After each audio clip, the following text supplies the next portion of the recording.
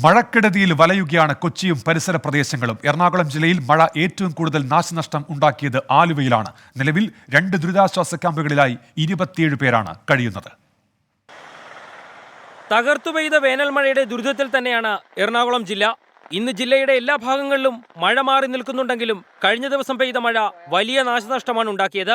പുതുവൈപ്പിൻ ബീച്ചിൽ വെള്ളക്കെട്ടിൽ വീണ് മത്സ്യത്തൊഴിലാളി ഇന്ന് മരിച്ചു. പ്രദേശവാസിയായ ദിലീപാണ് മരിച്ചത്. കാക്കനാട് ഭാഗത്ത് മണ്ണിടിച്ചിൽ ഭീതിയെ തുടർന്ന് 9 കുടുംബങ്ങളാണ് ദുരിതാശ്വാസ ക്യാമ്പിൽ കഴിയുന്നത്.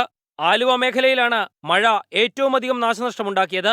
പല സ്ഥലങ്ങളിലും വൈദ്യുതി ബന്ധം ഇപ്പോഴും പുനഃസ്ഥാപിച്ചിട്ടില്ല. പറവൂർ മേഖലയിൽ ഹൈവേ നിർമ്മാണത്തിന്റെ ഭാഗമായി റോഡിന്റെ വശങ്ങളിൽ കെട്ടിനിന്ന വെള്ളം വ്യാപാര സ്ഥാപനങ്ങളിലേക്ക് ഒഴുകിയെത്തിയത് വലിയ നാശനഷ്ടമാണ് ഉണ്ടാക്കിയത്. മഴക്കാലപൂർവ്വ ശുചീകരണ ജോലികൾ പാളിയതോടെ MG റോഡിലും പാലാരിവട്ടത്തും തമ്മനത്തും ഇടറോഡുകളിൽ ഉൾപ്പെടെ വെള്ളം കയറി. ഫോർട്ട് കൊച്ചി, മട്ടാഞ്ചേരി മേഖലകളിൽ കടൽക്ഷോഭത്തിനൊപ്പം കാനകളിൽ നിന്ന് വെള്ളം വീടുകളിലേക്ക് കയറിയതോടെ ജനജീവിതവും ദുസ്സഹമാണ്.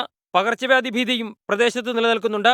ജില്ലയുടെ കിഴക്കൻ മേഖലകളിലും മഴ ശക്തമായതോടെ നദികളിലും ഡാമുകളിലും ജലനിരപ്പ് ഉയർന്നിട്ടുണ്ട്. ജലാശയങ്ങളിൽ ഇറങ്ങുന്നവർ മുന്നറിയിപ്പ് പാലിക്കണമെന്ന് ജില്ലാ ഭരണകൂടം ജാഗ്രതാ നിർദ്ദേശവും നൽകി. 24 കൊച്ചി.